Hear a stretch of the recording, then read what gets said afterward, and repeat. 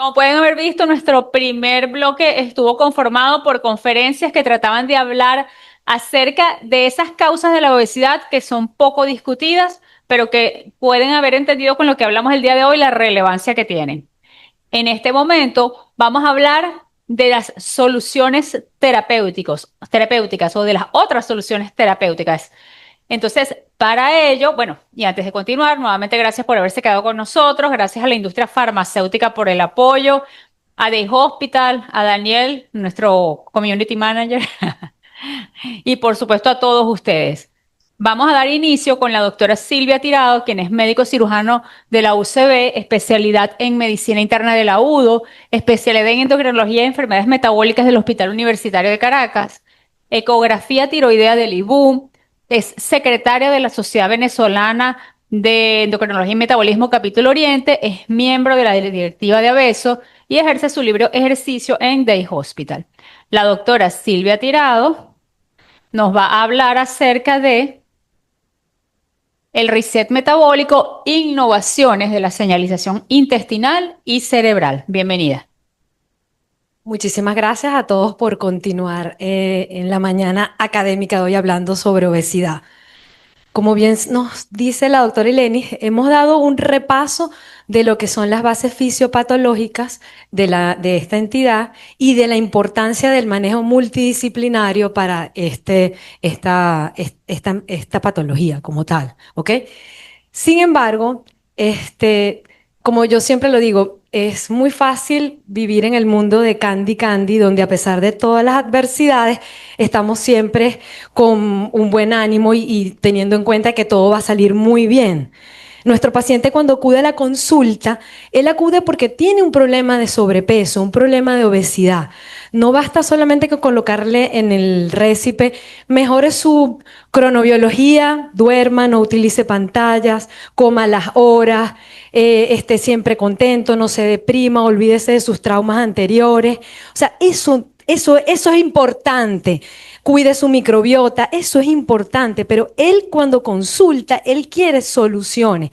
Por supuesto, el manejo multidisciplinario, el apoyo multidisciplinario, debemos manejarlo, pero debemos darle respuestas. Y es aquí donde estas innovaciones en la señalización intestinal y cerebral nos van a dar un nuevo enfoque sobre el manejo de la obesidad. Nuestra agenda va a estar dada por el contexto actual de la obesidad, mecanismos fisiopatológicos claves, el panorama farmacológico actual, tratamientos emergentes desde el 2025 hasta la actualidad y conclusiones. Sabemos que constituye una pandemia crónica, que más de 1.000 millones de personas en el mundo viven con obesidad, casi 2.500 millones de adultos tienen sobrepeso y obesidad. Para el 2035 se estima que el 51% de la población global vivirá con sobrepeso y obesidad. Y la comunidad médica avanza en la comprensión de la obesidad no solo como un problema del exceso de peso, sino como lo habíamos comentado, una enfermedad metabólica crónica, compleja, recurrente y que requiere el manejo y tratamiento a largo plazo. Los pacientes requieren un tratamiento corto, pero es que hay que explicarle que el manejo es a largo plazo. El diagnóstico, como se ha dicho hasta ahorita, va más allá del índice de masa corporal y la adiposidad y la metainflamación van a constituir en el primer paso para este síndrome que hemos hablado en múltiples oportunidades, que incluye corazón, riñón, hígado, cerebro, un síndrome cardiorrenohepático metabólico que va a influir en todas las comorbilidades que se asocian en pacientes que viven con sobrepeso u obesidad. Dentro de los mecanismos fisiopatológicos claves, no voy a hacer mucho hincapié, ya lo hemos manejado, vemos la importancia de los cambios en el estilo de vida, la base genética, la parte ambiental, la microbiota intestinal, la cronobiología. Todo esto va a influir en la formación de un adipocito disfuncional, un adipocito proinflamatorio con aumento de adipoquina, citoquina y disminución de citoquinas antiinflamatorias, que va a ser el primer paso para todas estas complicaciones asociadas a pacientes con sobrepeso u obesidad, como son la insulinoresistencia hasta llegar a la diabetes, la arteriosclerosis hasta llegar a la enfermedad arterial coronaria, la aterosclerosis, la o la esteatosis hepática. Es decir, es el primer paso para todas estas complicaciones asociadas a esta entidad. En estos mecanismos fisiopatológicos claves van a jugar unas moléculas un papel fundamental en cuanto a lo que es la regulación del apetito. Y estas moléculas, que son muy viejas, ya conocidas por todos, van a tener un papel fundamental no solo en la fisiopatología, sino en las herramientas terapéuticas para combatir esta entidad.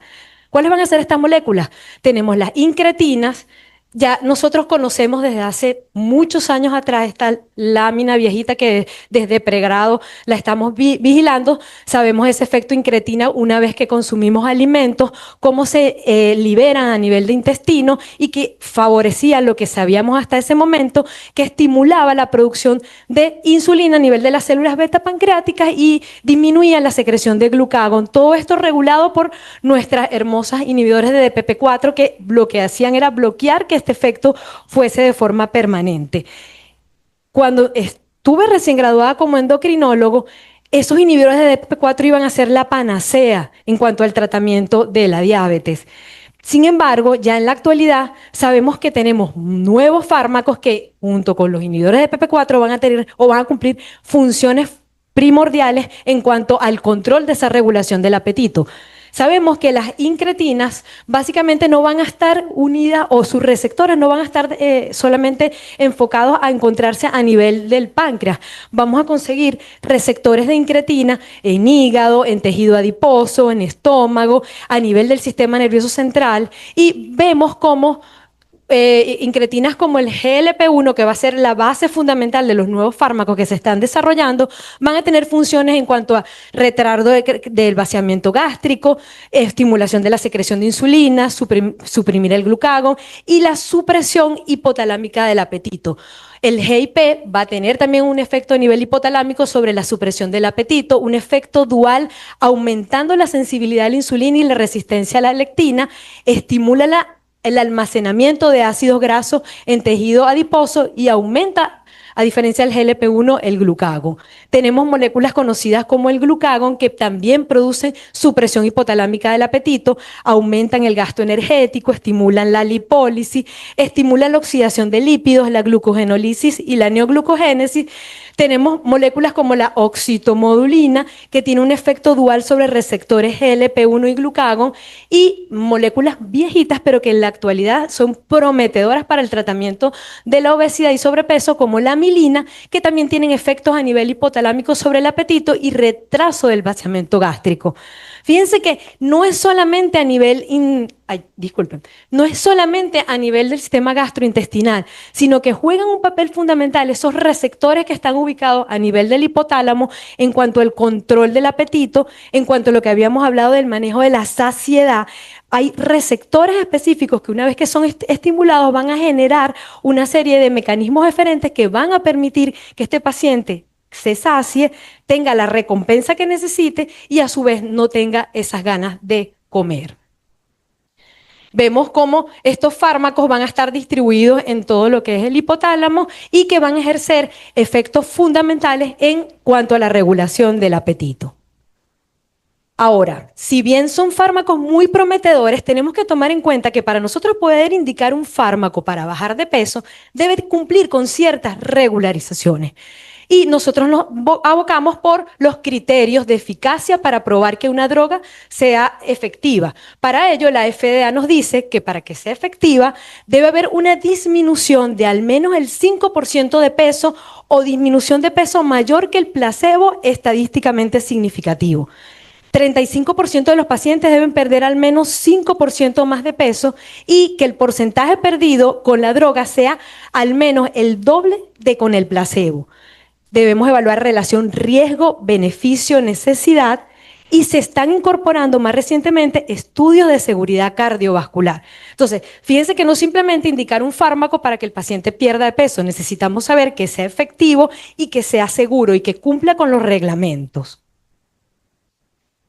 ¿Qué tenemos entonces hasta ahora en el panorama actual para el tratamiento de la obesidad? Tenemos fármacos de verdad que tienen desde hace mucho tiempo aprobados, como la molécula de Orlistat, ya demostrado en el estudio Sendox y aprobado para el tratamiento de sobrepeso y obesidad.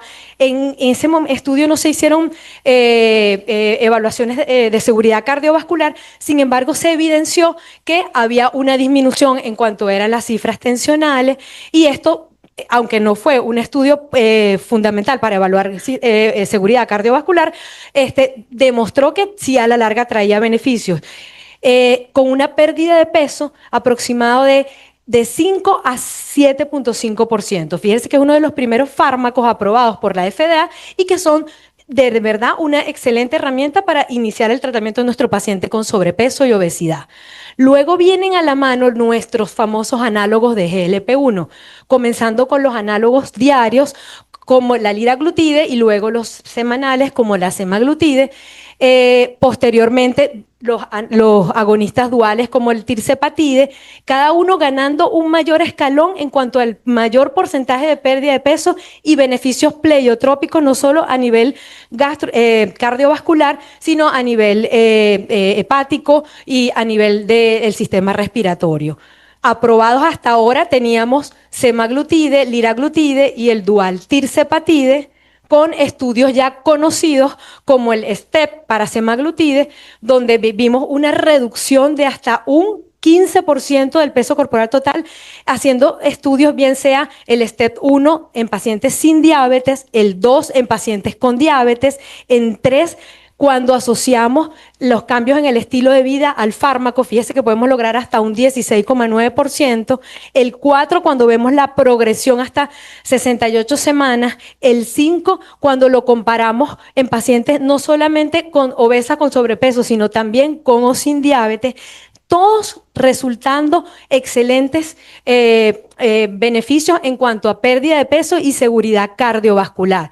Recientemente el STEP TIMS ya aprobado, tenemos pediatras en la zona para niños mayores de 12 años. Entonces, fíjense que es el análogo de GLP-1 una excelente herramienta terapéutica. Y por supuesto, los fármacos de acción dual, como el tirzepatide, nos van a ganar a la marcha en cuanto a lo que es la respuesta en la pérdida de peso, con resultados extraordinarios, casi similares a la cirugía bariátrica, con dosis de 15 miligramos hasta un 20,9%, muy seguros desde el punto de vista cardiovascular y con todos los efectos asociados de beneficios cardiovasculares, incluso recientemente aprobado por la FDA para el tratamiento de apnea del sueño. Ya desde el 2024 venía siendo aprobado para sobrepeso, pero cada vez se le están evidenciando estos análogos duales nuevos efectos pleiotrópicos aparte de la pérdida de peso o asociados a la pérdida de peso.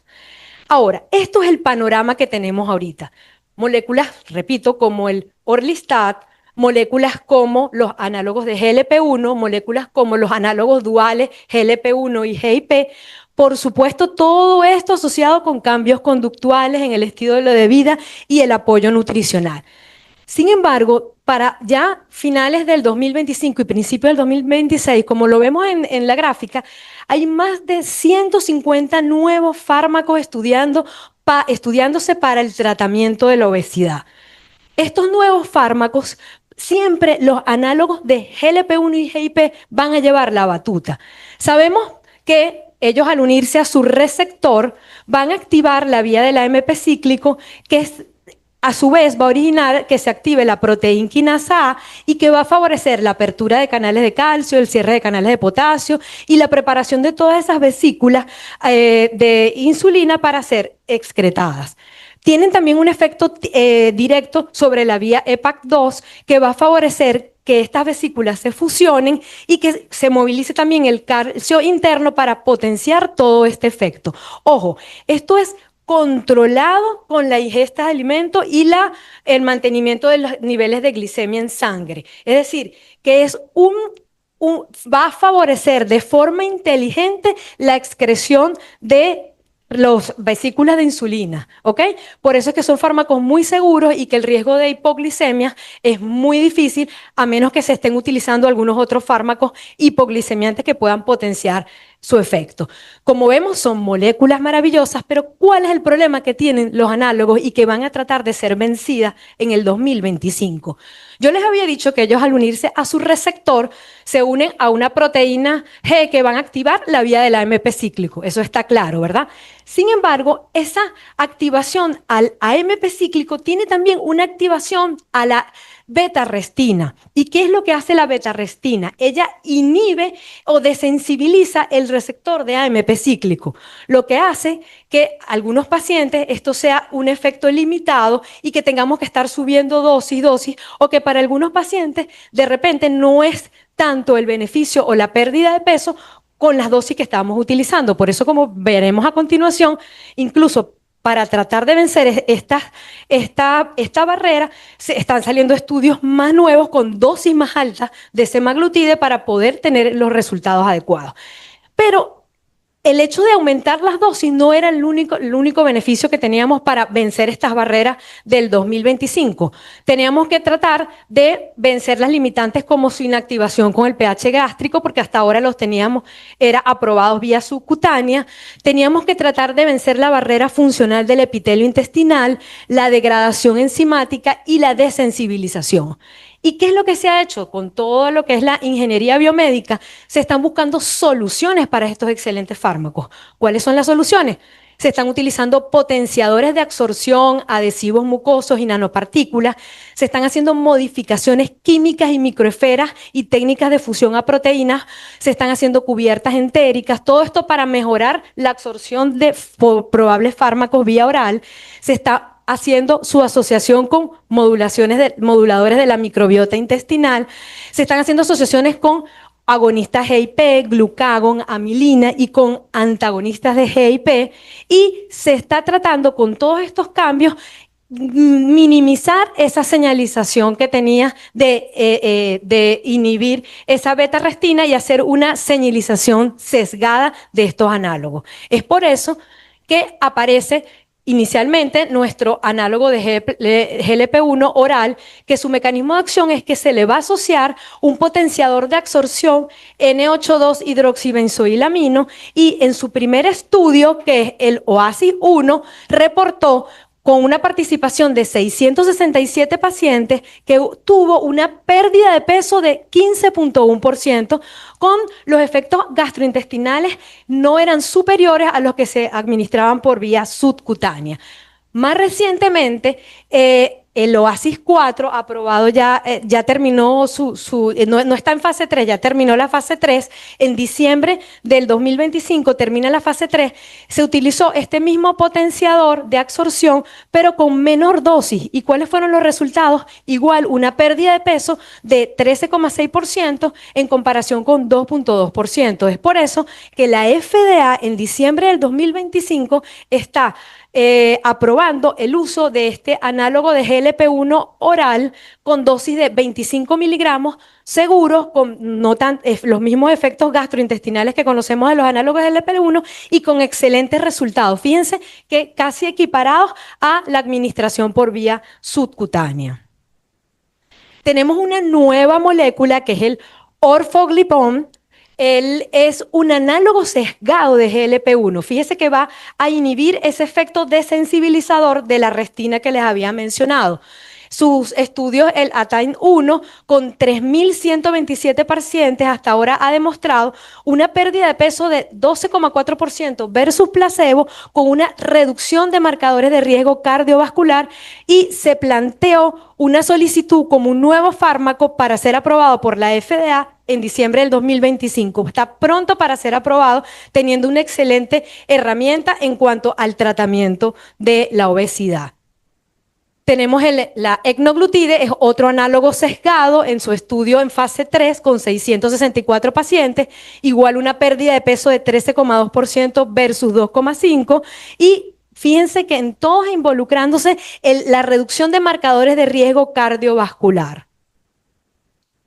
Y más recientemente, lo que les había mencionado, semaglutide no se podía quedar atrás. En su estudio CETOP son 2 ensayos en fase 3B aleatorizados, doble ciego y controlados, donde están utilizando dosis increíbles de 7,2 miligramos semanales. No sé ¿Quién ha manejado más de 2 miligramos o 2,3 miligramos acá en la consulta un paciente con semaglutide? Levante la mano.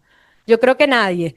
Yo creo que hasta 1 miligramo es lo que la mayoría hemos manejado, ¿ok? Entonces, fíjense, con dosis de 7,2 miligramos semanales hubo una excelente reducción de 18,7% de peso. El 90,7% al menos perdieron el 5% y el 33,25% perdieron el 25% del peso ideal. Hubo una mayor frecuencia de eventos secundarios, pero en su mayoría fueron de leves a moderados y el paciente se iba acostumbrando con el tiempo. Es decir, que fueron bien tolerados. Ahora, ya vimos los análogos de GLP-1, pero ahora se nos está incorporando unas nuevas asociaciones a esos análogos de GLP-1, como es la unión al análogo de amilina. Tenemos este nuevo fármaco, CagriSema, también pronto en ser aprobado por la FDA por sus excelentes resultados. Fíjense que su mecanismo de acción es análogo de GLP-1 y de amilina, y en el estudio en fase 3, donde participaron 3.400 pacientes que se espera que finalice para octubre del 2026, fíjense la pérdida de peso. 20,4%, casi equiparable, nos lo dirá el doctor, a pacientes con cirugía bariátrica, versus 14,9% con semaglutide y 11,11% con el análogo solo, versus placebo 3%, con una reducción de los marcadores de riesgo cardiovascular y con los efectos de base típicos gastrointestinales. Entonces, fíjense que es una excelente molécula que, como les digo, ya está en revisión por parte de la FDA para ser aprobada recientemente. Tenemos estudios no solamente en pacientes con obesos, sino en pacientes con diabetes, en pacientes con ya una enfermedad cardiovascular establecida, en pacientes comparándolos con análogos duales como el tirzepatide. Y fíjense que, como les dije, ya casi que pronto, en lo que creo que finalice para octubre el estudio piloto, ya va a ser aprobado como una excelente herramienta para el manejo de nuestros pacientes con obesidad, con o sin diabetes y con o sin manifestaciones asociadas o complicaciones asociadas a esta entidad. Tenemos otro excelente fármaco que también está en boga. Fíjese que sigue reinando el análogo de GLP-1 con asociación dual al GIP y un triple agonista, como nos llamamos Ileni, Marjoray y yo, las triples agonistas de la endocrinología, que es el retatrutide. Su mecanismo de acción, análogos de GLP-1, GIP y glucagón. El ensayo está en fase 3, están participando 2.500 pacientes y se piensa que finalice para mayo del 2026. Y fíjense, el objetivo primario en cuanto a pérdida de peso, 24,7%. Un fármaco muy prometedor con reducción de los marcadores de riesgo cardiovascular, y aquí empieza también a jugar un papel importante en cuanto a la reducción o mejoría de la fibrosis hepática. Ojo, ya teníamos estudios con los análogos simples de GLP-1 que mejoraban la parte a nivel hepática, pero aquí ya también lo están demostrando en cuanto a mejoría de la fibrosis hepática. Este estudio evaluará la eficacia y la seguridad de retatrutide en pacientes con diabetes tipo 2, con obesidad o sobrepeso, incluyendo un subgrupo de participantes con apnea obstructiva del sueño, y su objetivo es incluir a 1.000 pacientes y tendrá una duración aproximada de 89 semanas con una fecha prevista de finalización para mayo de este año. Como le digo, tenemos muy buenas herramientas que para el 2026 van a tener un papel fundamental. También en el estudio 3 se va a investigar el cambio porcentual de peso con respecto al valor indicial en pacientes obesas y con enfermedad cardiovascular establecida. Ese ya está casi por terminar. Y en el 4, en pacientes con obesidad y sobrepeso que presentan osteoartritis de rodilla. Ahora, fíjense que no solamente tenemos estos triple agonistas, ahora se nos pone un nuevo péptido que puede jugar un papel fundamental, que es nada más la unión del análogo de GIP con glucagón. Y lo más importante de esta unión es que estos fármacos van a generar, los gastroenterólogos que están acá en la zona, en la sala, mejores efectos a nivel hepático, ¿ok? Incluso cuando empezaron a hacerse los estudios y vieron los resultados y los cambios impresionantes en cuanto a fibrosis hepática, él recibió una aprobación como terapia innovadora para el MASH no cirrótico con fibrosis moderada y avanzada, independientemente que fuese un fármaco que estamos esperando todavía aprobación para el control de peso. En sus estudios en fase 2 ahorita de obesidad con sobrepeso o sin diabetes, participaron 726 pacientes sin diabetes y 755 con diabetes, y la pérdida de peso viene todavía, se está estipulando que hasta un 19%. Pero fíjense que, aunque no fue un objetivo primario, la mejoría en cuanto a fibrosis hepática fue una de las cosas que hizo que fuese el año pasado aprobada como terapia innovadora por la FDA. Estas asociaciones, análogos de GLP-1 y glucagon, con otras moléculas como el masdutida, van a tener los mismos beneficios a nivel hepático, generando, por supuesto, como objetivo primario la pérdida de peso alrededor igual entre un 15 y un 20%. Y como vemos hasta ahora, son fármacos que tenemos que conocernos, tenemos que conocer sus mecanismos de acción, tenemos que conocer sus usos, y que van a estar disponibles en un tiempo no tan prolongado. Tenemos en la actualidad agonistas GLP-1 como el MET-097, pero de administración semanal y mensual o cada 15 días, ¿ok? Estos todavía están en ensayos clínicos fase 1 y fase 2 con los mismos resultados de pérdida de peso primaria que los análogos semanales u orales que ya les habíamos comentado, pero dándole beneficio de mayor adhesión al tratamiento si podemos utilizar fármacos que se apliquen una vez al mes, por ejemplo. Tenemos este agonista GLP-1 que también es de administración quincenal, ¿ok? Y que también tiene efectos desde el punto de vista de su objetivo primario en pérdida de peso similares a los análogos de GLP-1 que ya conocemos de vía subcutánea, de administración subcutánea semanal. Entonces, es importante, tenemos fármacos agonistas GLP-1 con glucagon que básicamente lo que van a permitir es mejorar la pérdida de peso, y siempre esa asociación GLP-1-glucagon ha tenido mejores resultados en cuanto al desarrollo de mejoría en la parte de la fibrosis hepática. Tenemos el pemvidutide y más recientemente, un análogo solo de amilina, también en fase 1. Entonces, fíjense que hasta la actualidad tenemos excelentes fármacos y excelentes herramientas terapéuticas, pero este último fármaco que quise traer a cotación, que es el Maridebar cafraglutida, él es un agonista de GLP-1 con un antagonista de GIP mensual. Y en el estudio que está entre fase 2 y 3, en donde se incorporaron 465 obesos y 127 obesos y diabéticos, la pérdida de peso fue de hasta un 16,2%. Entonces, tenemos muchas opciones a la espera de ser aprobadas por la FDA, fármacos seguros, como le digo, hay más de 150. Quise traerles a cotación los que están ya en fase 3, ya casi por aprobar, y entender que aunque tenemos estas herramientas terapéuticas, lo que venimos hablando, los cambios en el estilo de vida, la alimentación, la salud mental, todo esto, la cronobiología, nuestro microbiota intestinal, todo esto debe trabajar de la mano para poder tener excelentes resultados. Así como el diagnóstico va más allá de la pérdida de peso, del índice de masa corporal, perdón, el tratamiento va más allá de la pérdida de peso. Nosotros no solo queremos unos números que nos digan que bajó el 20%, bajó el 15% o bajó el 7%.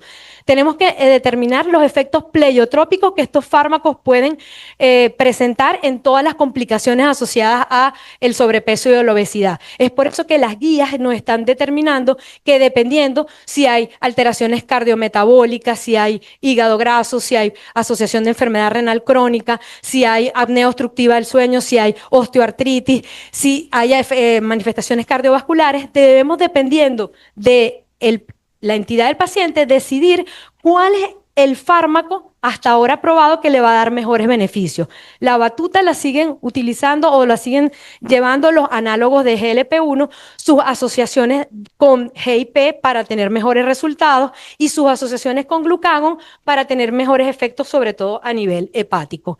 Entonces, ¿qué quiero que se lleven para la casa? Porque dirán, estuviste 20 minutos hablando de un montón de estudios, un montón de fármacos que sabemos que son buenos. Bueno, tenemos que están básicamente 5 grupos, ¿ok? El primer grupo donde están los análogos de GLP-1, que tenemos el semaglutide oral, recientemente aprobado en la dosis de 25 miligramos. Tenemos el orforglipron, que es un análogo sesgado de GLP-1 que ya está prontito para aprobarse. Y nuestro semaglutide, que vía subcutánea, que ya todos conocemos. Tenemos dentro de los nuevos fármacos el CagriSema, que es un análogo de amilina y de GLP-1, de todos el que mejor efecto tiene en cuanto a reducción de peso y efectos pleiotrópicos a nivel cardiovascular. Tenemos los agonistas de GLP-1 con glucagón, que básicamente sus beneficios sobre otros fármacos es sobre los beneficios a nivel de esteatosis hepática. Tenemos los triple agonistas, el retratutide, que se va a llevar la batuta cuando de verdad sea aprobado. Y más recientemente, que también está pronto por aprobarse, este antagonista de GLP-1 y antagonismo de GIP, que es el martide. Pero ¿qué tenemos que concluir hasta ahora? Que bueno, la obesidad es una enfermedad crónica, multifactorial, con una prevalencia creciente y riesgos cardiometabólicos significativos, que la innovación farmacológica en el tratamiento de la obesidad está en rápido crecimiento, con más de 150 fármacos nuevos actualmente en desarrollo clínico. La inteligencia artificial también se está utilizando para identificar los factores de riesgo asociados con obesidad infantil, utilizando datos sobre antecedentes familiares, genética, factores de riesgo ambiental e historial médico para promover la intervención temprana, que están acá los pediatras.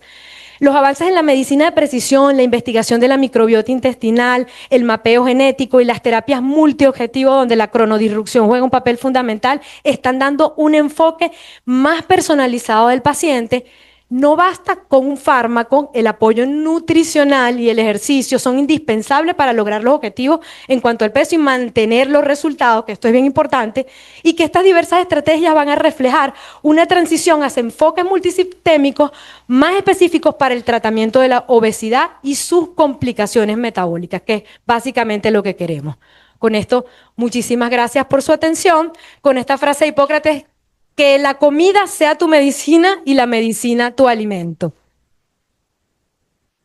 Les muestro esta foto hermosa de Chaguarama del Oero. Quien no lo conozca, estuve recientemente y de verdad es un paraíso que tenemos en nuestro país, en el estado Sucre, Venezuela.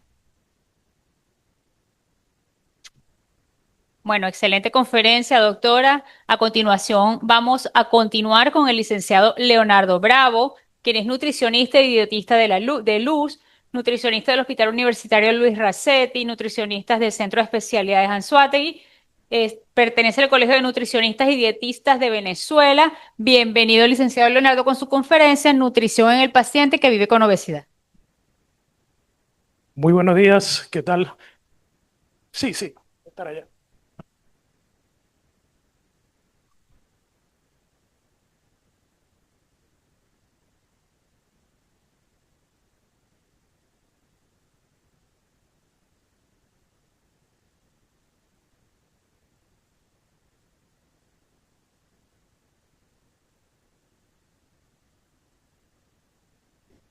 Listo, aló, ¿me escuchan?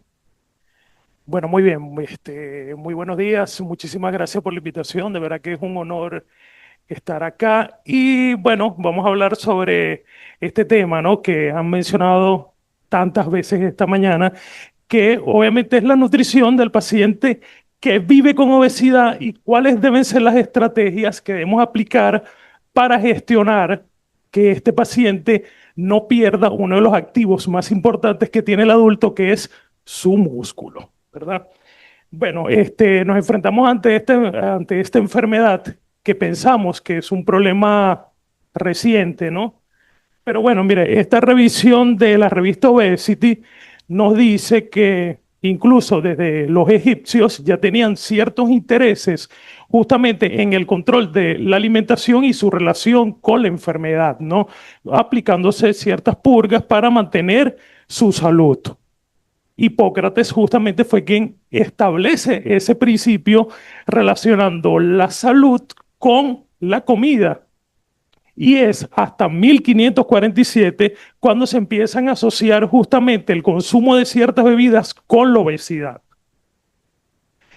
Bueno, y uno de los padres, podemos decirlo, ¿no? de las dietas recientes, en William Banting, en 1864, estableció que si a la gente se le retiraba los azúcares y las harinas, iba a haber presentaban una reducción eficaz de peso.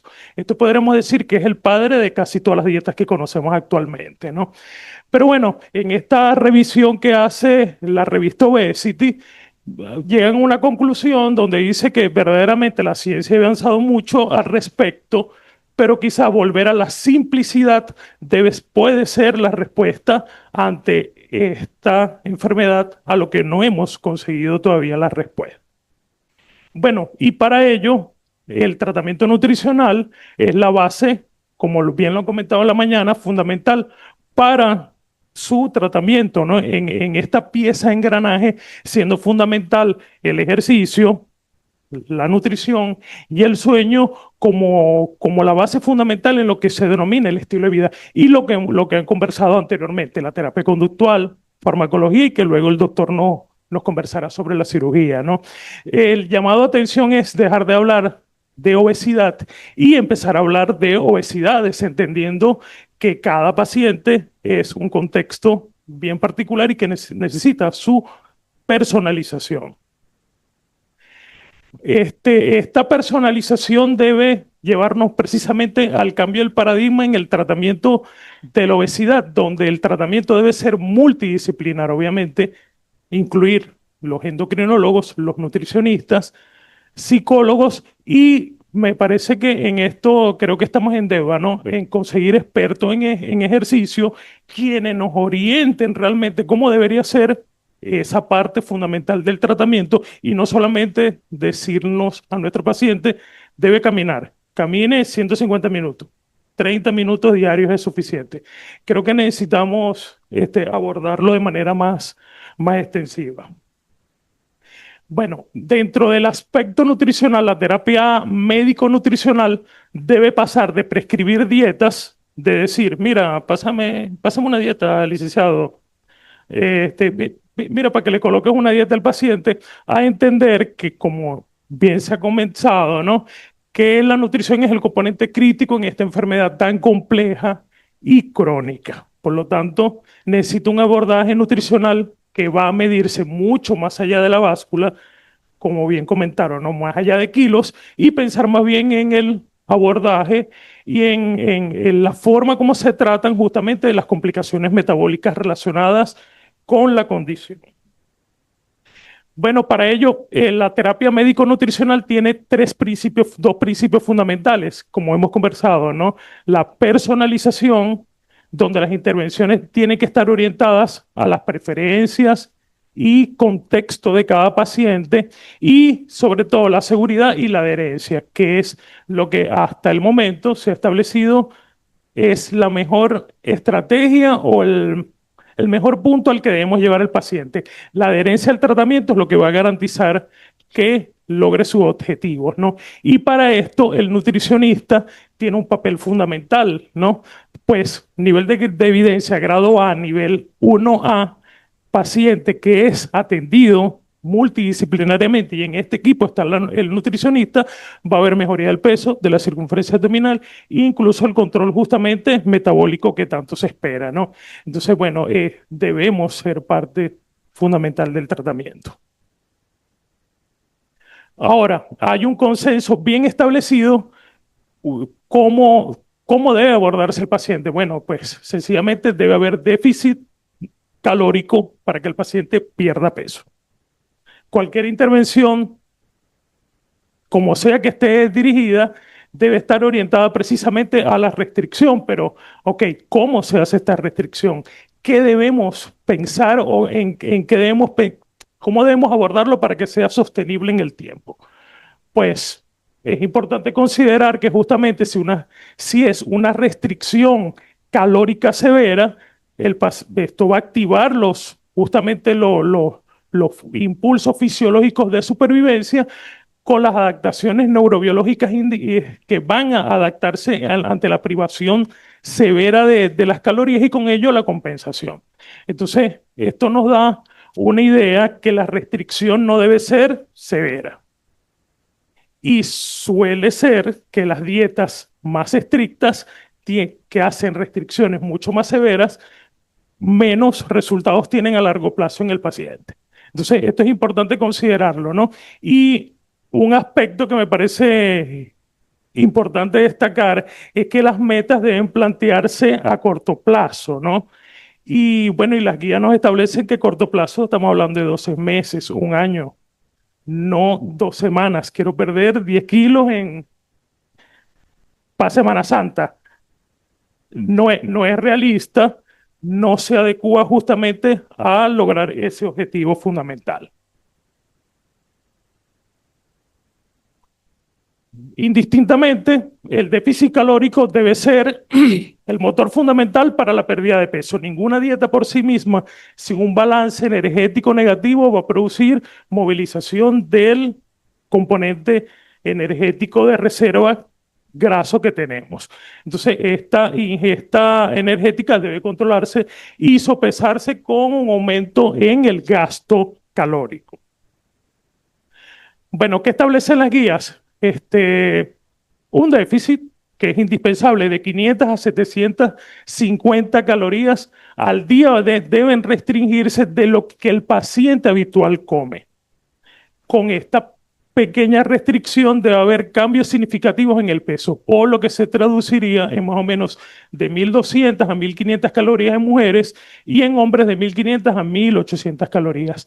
Lo que conocemos como las dietas regulares, hablamos de 800 calorías usualmente. Entonces, pues puede no estar lo más cercano, lo más adaptado justamente a las recomendaciones actuales. Ahora, ¿cómo luce lo que come el paciente habitualmente? Bueno, un paciente comedor de comida chatarra puede llegar a comer más de 3.500 calorías en el día, ¿verdad? Un desayuno bien calórico, un almuercito, una hamburguesita, de cena una pizza, y ahora la versión saludable de estas 1.200, 1.500 calorías, 3 comidas principales que tengan principalmente proteína, que es uno de los aspectos que es importante a considerar, ¿no? Importante, bebidas energéticas, ¿no? Bebidas azucaradas, en comparación con té y agua. Esos pequeños cambios van a establecer justamente, va a permitir al paciente acercarse a esa meta calórica necesaria. Ahora, aunque el déficit aunque el déficit calórico es importante, debemos prever también la calidad de ese déficit calórico, porque si yo puedo saco la cuenta, ¿no? Y digo, bueno, me como esta hamburguesa tiene 700 calorías, ¿verdad? Y me tomo un refresco y cubro las 1.200 calorías. Pues no es solamente la restricción calórica, sino también pensar en la calidad de estos alimentos que debemos pensar. Una de las estrategias importantes que nombró la doctora es justamente la atención plena en su alimentación, en el momento de la alimentación. Es una estrategia bien importante justamente para alcanzar estos objetivos. Y una recomendación fundamental es la reducción de los alimentos ultraprocesados. Esto sí es no negociable hasta este momento. Entendiendo ultraprocesado, cualquier alimento que tenga una o dos intervenciones de su ingrediente original y que su presentación tenga algún proceso industrializado. No se recomienda. Ahora, justamente, ¿no? Pensamos a un año. Dietas bajas en carbohidratos, que es la más común, ¿verdad? De lo que a la gente le gusta más. Dietas moderadas en carbohidratos, que es alimentación sana, balanceada. Comparamos con dieta baja en grasa, pero los resultados después de 12 meses siguen siendo iguales.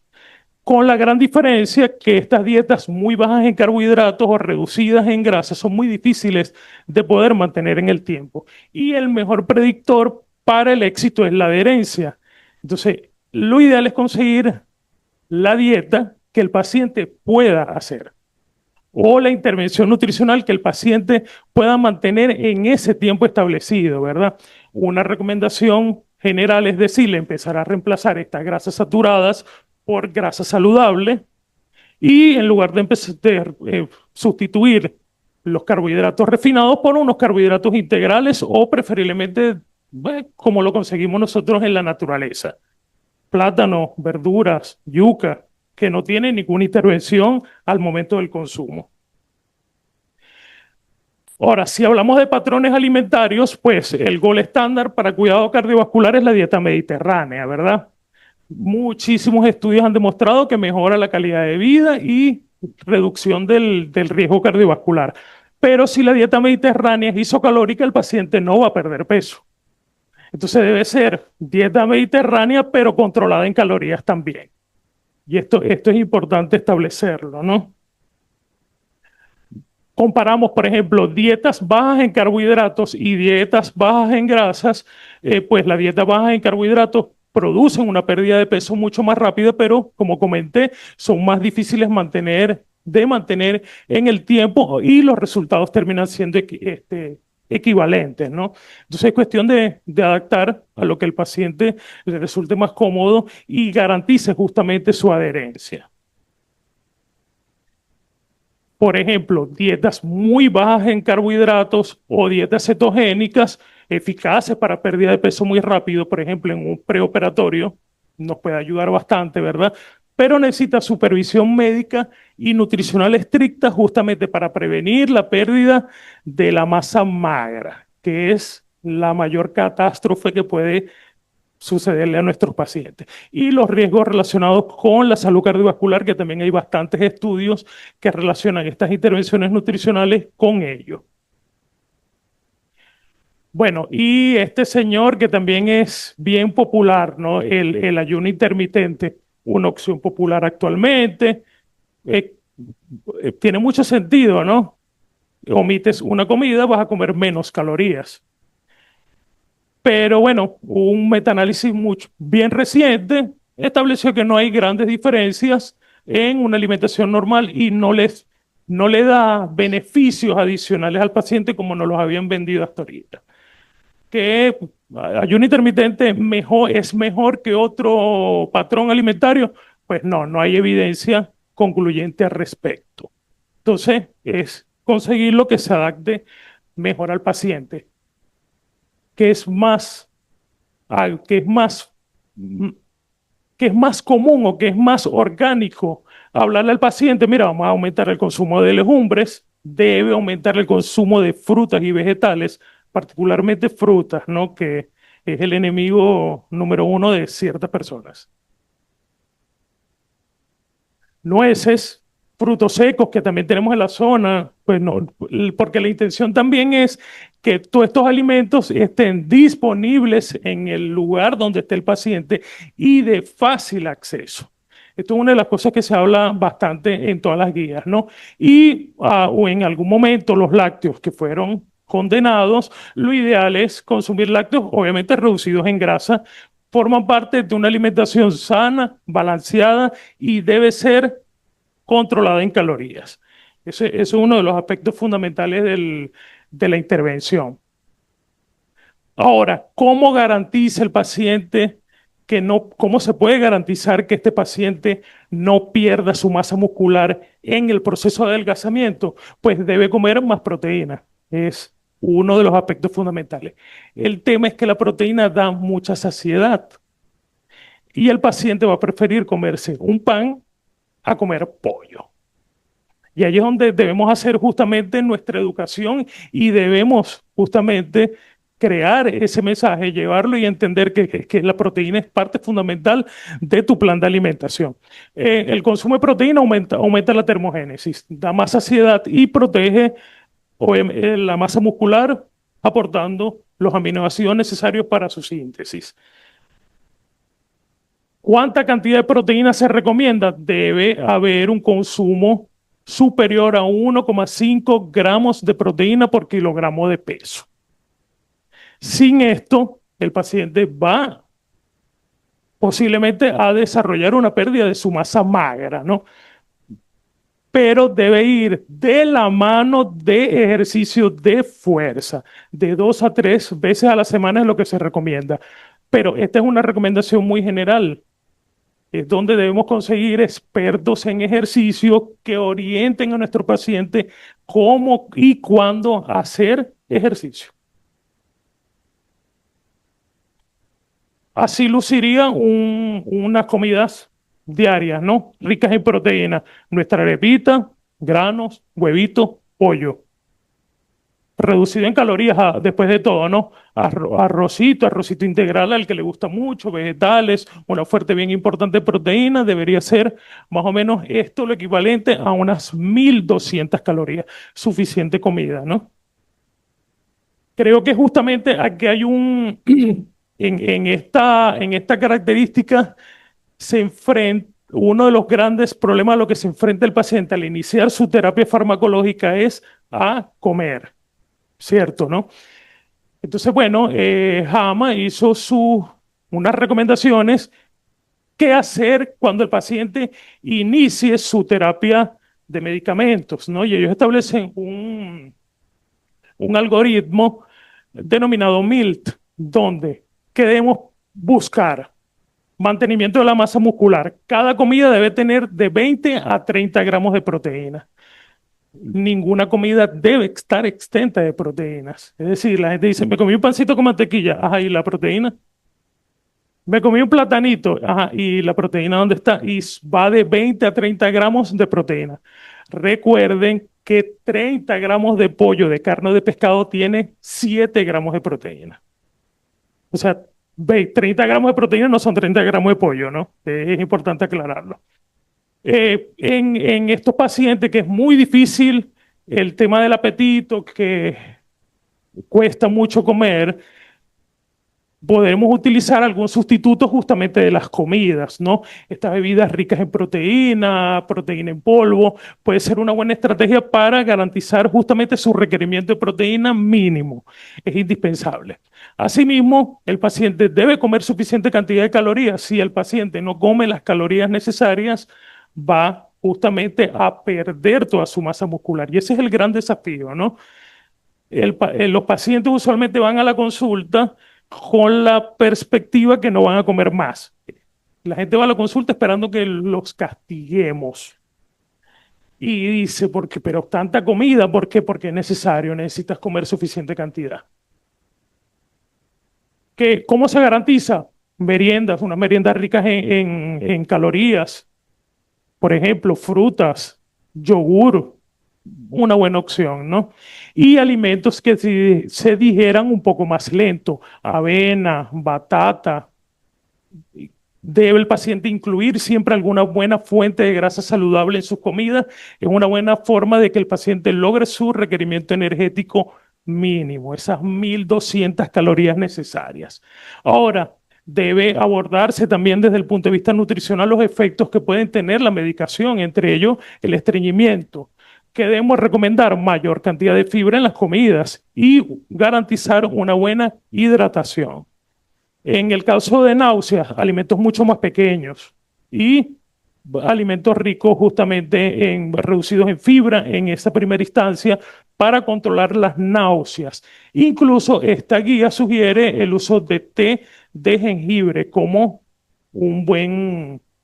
una buena técnica para controlar justamente la náusea.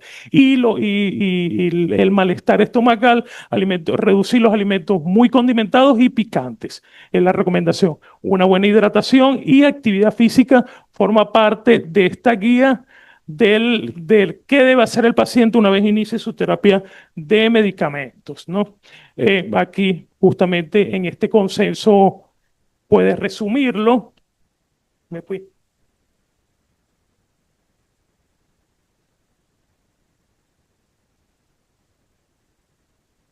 Estamos allá. Es aquella, sí. Bueno, sí, 500 calorías de déficit mínimo diario es lo que debe establecerse.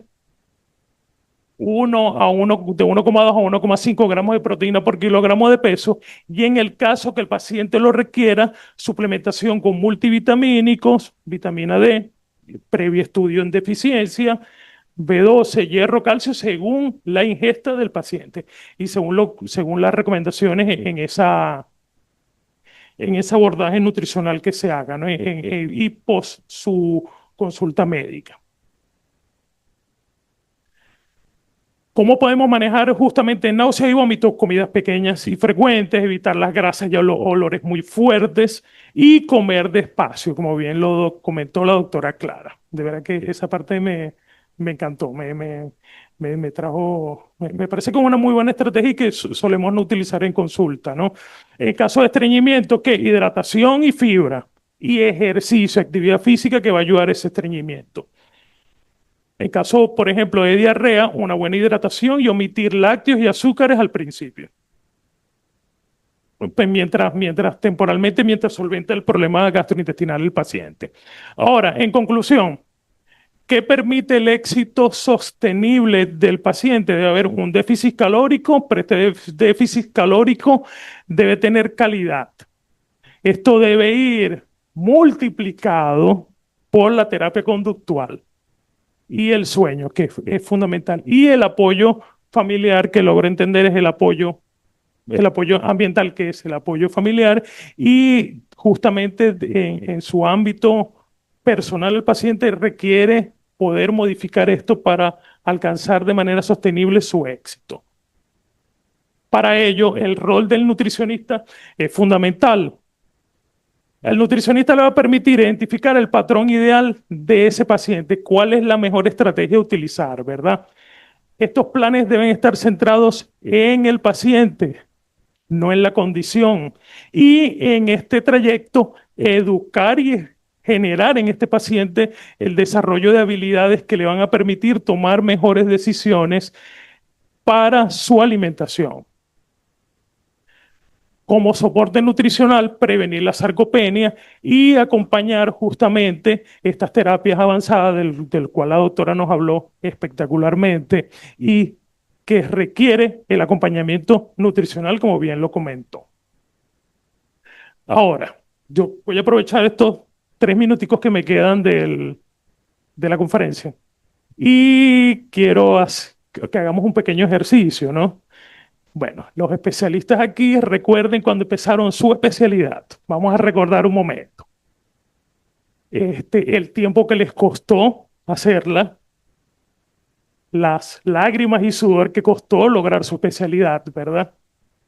Y bueno, usted un buen día se mete en Facebook y consigue esto. Entonces resulta que usted puede en 8 meses hacerse una especialidad en endocrinología. Sí, señor. ¿Sería aquí?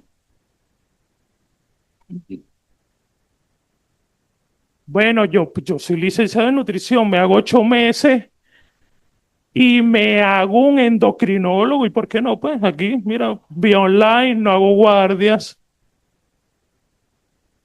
no hago seminario, no me aguanto R2 ni R3 y me hago un especialista en endocrinología. Ojo, de esto hay medicina interna, casi de todas las especialidades, ¿no?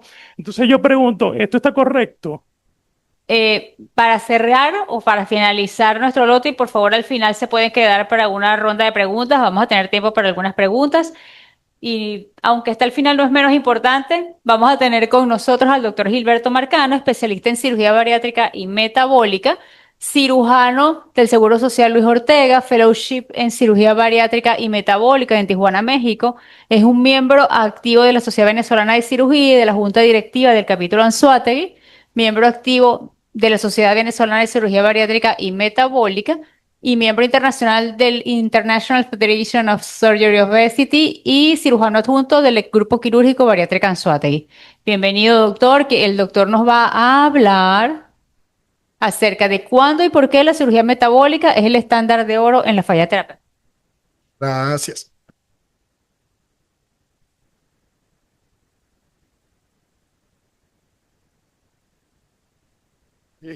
Buenas tardes a todos. De más está decirles lo feliz y honrado que me siento de estar aquí acompañándolos en esta actividad, que está excelente.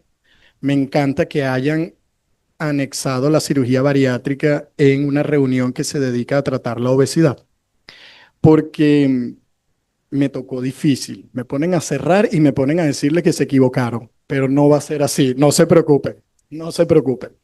¿Ok? Eh, entrando en tema. Desde hace mucho tiempo estamos tratando la obesidad como un factor antropométrico, cosa que está mal. Hoy en día sabemos que la obesidad va mucho más allá que un número en la balanza, ¿cierto? La obesidad es multifactorial, como bien ya se ha hablado en las ponencias anteriores. Es una enfermedad crónica, progresiva y metabólicamente activa. No me voy a detener aquí, más que suficiente se ha hablado de la prevalencia y la incidencia a nivel mundial de la obesidad, sabiendo que es la enfermedad crónica con mayor crecimiento global, ¿okay? Lo cual es preocupante.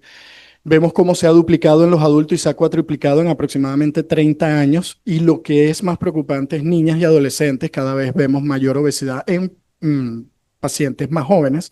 Históricamente hemos clasificado la obesidad con un índice de masa corporal. Lo traigo a colación porque, como bien ya hemos visto a lo largo de esta mañana, el índice de masa corporal, si bien es cierto, nos acerca a estratificar el paciente, nos puede dejar por fuera una cantidad de pacientes o subdiagnosticados, que no debe ser así. Entonces, en la nueva definición que muy bien explicó la doctora Vallejo, entendemos que la obesidad como una enfermedad crónica, sistémica, multifactorial, caracterizada por el exceso de tejido adiposo disfuncional. Entonces podemos decir que sí, es cierto, la obesidad va más allá de un índice de masa corporal. Y si nosotros aceptamos el hecho de que la obesidad es progresiva, es crónica y que produce, se podría decir, acumulación de la enfermedad, tenemos que entender que el tiempo de intervención se convierte en una variable pronóstica para el paciente. Historia natural de la enfermedad, no me voy a detener mucho tiempo acá, ¿ok?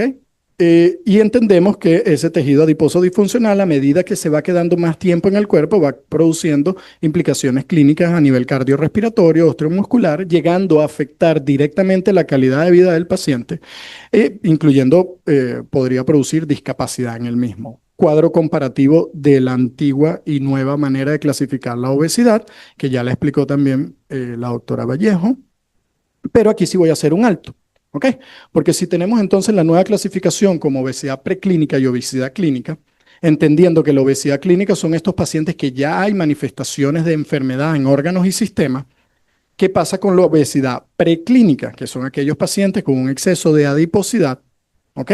Que aún no han presentado, digamos, enfermedad o morbilidad propiamente diagnosticada, pero son aquellos pacientes que tienen un alto riesgo de sufrir obesidad clínica propiamente dicha, enfermedad cardiovascular, diabetes tipo 2 e incluso cáncer. Y en estos pacientes donde nosotros creo que tenemos la controversia, esa área gris que tenemos, porque definitivamente sabemos que aquellos pacientes con índice mayor de 40 no hay nada probado que hasta ahora que tenga mayor beneficio que la cirugía bariátrica.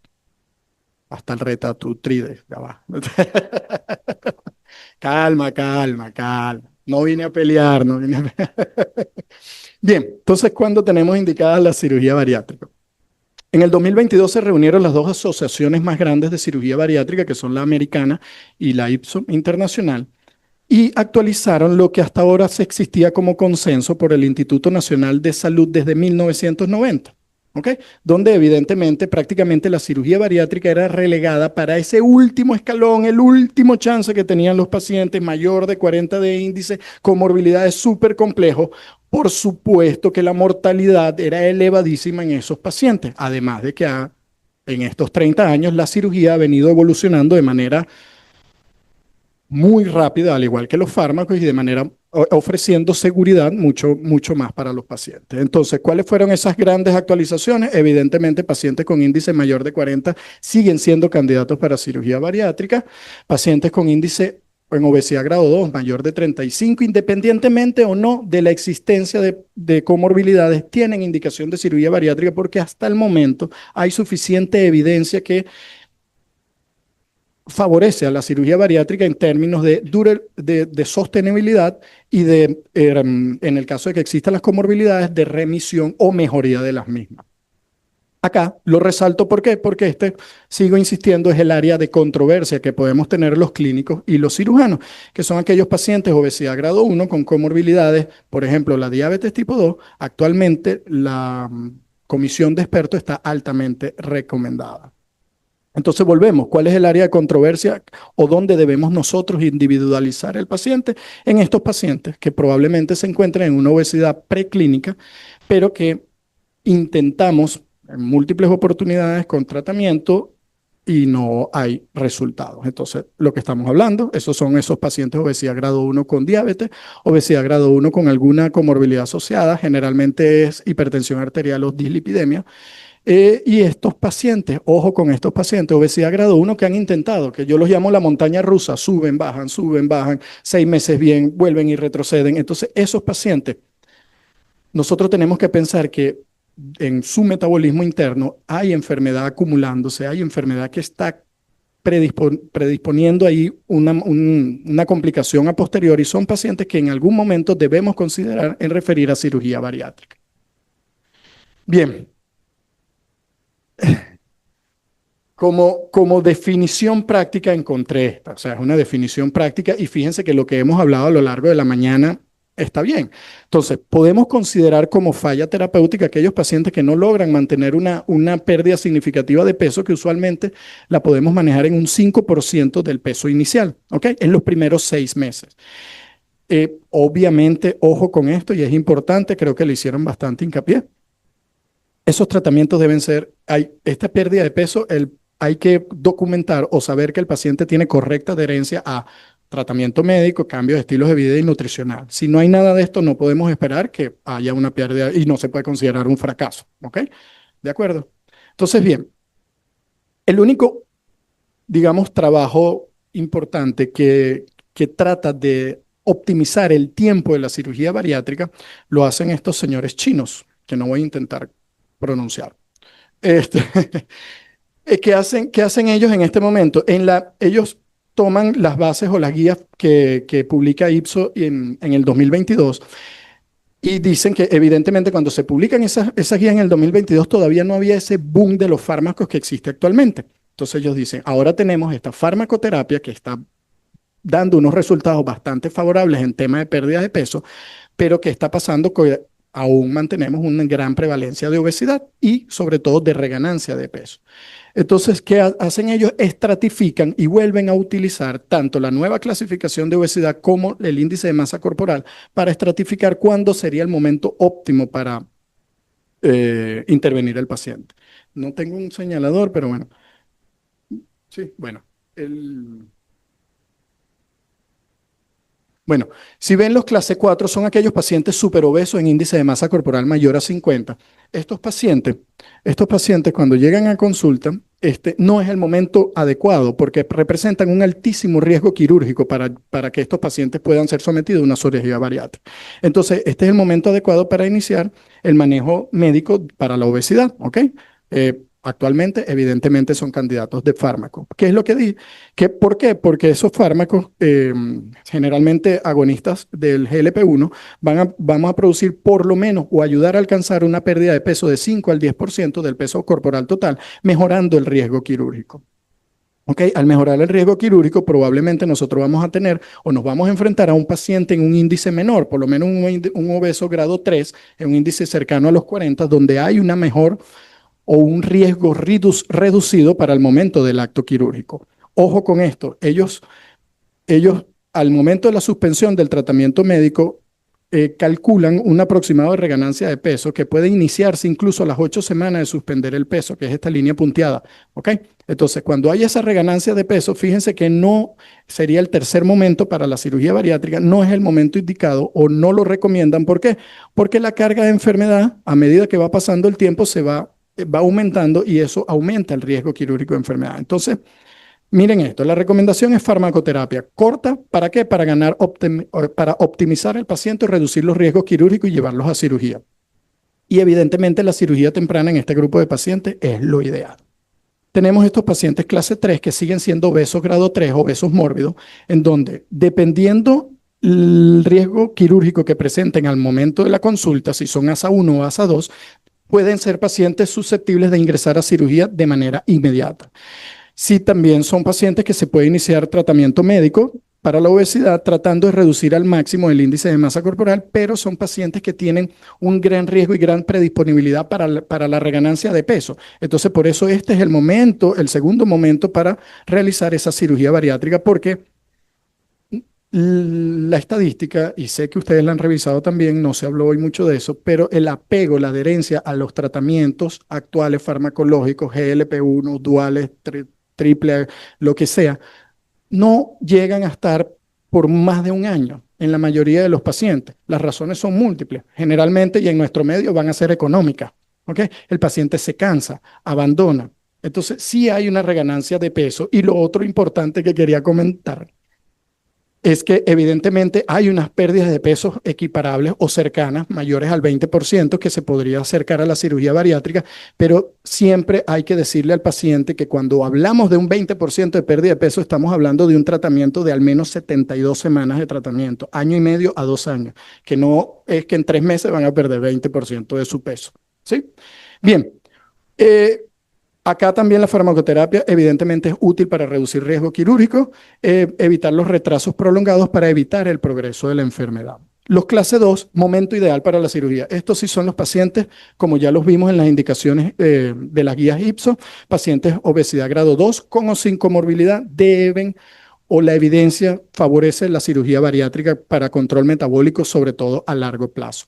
Estos son pacientes que, si bien es cierto, no quieren operarse, perfecto, son pacientes susceptibles a un tratamiento a largo plazo de farmacoterapia, siempre interviniendo en estilos de vida y nutrición, van a lograr bajar incluso a un índice de masa corporal a sobrepeso, 28, 27 de índice, que a mi parecer personal, si tienen controladas sus comorbilidades, si tienen controlada su porcentaje de tejido de grasa, eso es un peso ideal para ese paciente. ¿Ok?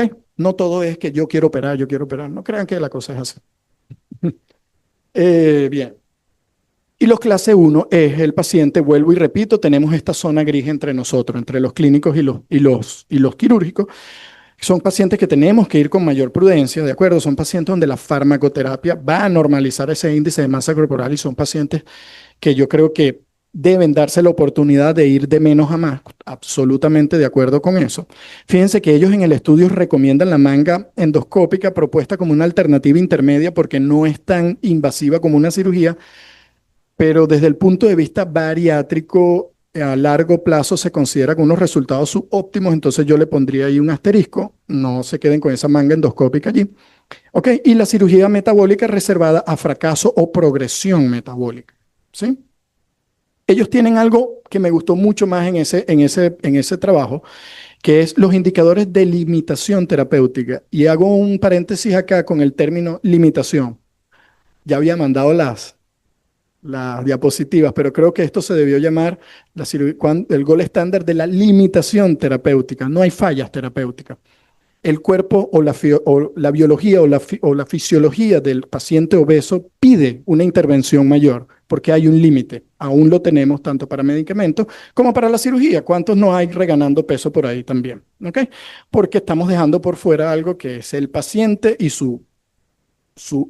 ellos mismos. Bien, estos indicadores son meseta ponderal, esos pacientes que 8 semanas, 2 meses seguidos, más o menos 2 kilogramos, que se sabe que hay adherencia documentada al tratamiento, son pacientes que deben ser referidos a cirugía bariátrica, respuesta subóptima, ya lo hablamos, menor al 10% en los primeros 6 meses o menor al 15% en el primer año de tratamiento, deberían ser referidos. Farmacoterapia prolongada, más de 24 meses recibiendo farmacoterapia sin remisión metabólica sostenida, son pacientes que deben considerar la cirugía bariátrica. Pacientes que tienen factores de progresión metabólica acelerada y en consecuencia alto riesgo quirúrgico, pacientes ASA 4 hay que tratar de llevarlo o compensarlo lo más rápido posible para tratar de brindarle la cirugía y resolver sus problemas metabólicos de base lo antes posible. Y aquellos que lo manejan ustedes mejor que yo, complicaciones metabólicas avanzadas, hemoglobina glicosilada mayor al 9%, hipertensos con 3 fármacos de difícil control y aquellos con síndrome de apnea obstructiva del sueño grave. Todos estos criterios, cualquiera de ellos, la presencia de ellos, hace susceptible o deberían ser referidos a cirugía bariátrica. En este trabajo, los autores lo que hacen es revisar la evidencia hasta ahora disponible desde que se hicieron las nuevas o las actualizaciones de la guía de indicación de cirugía bariátrica.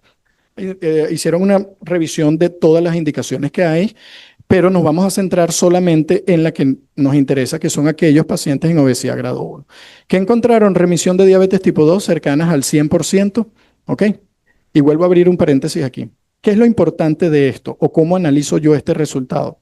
Que esa remisión de diabetes cercana al 100% en obesidad grado 1, ¿por qué creen que la tenemos?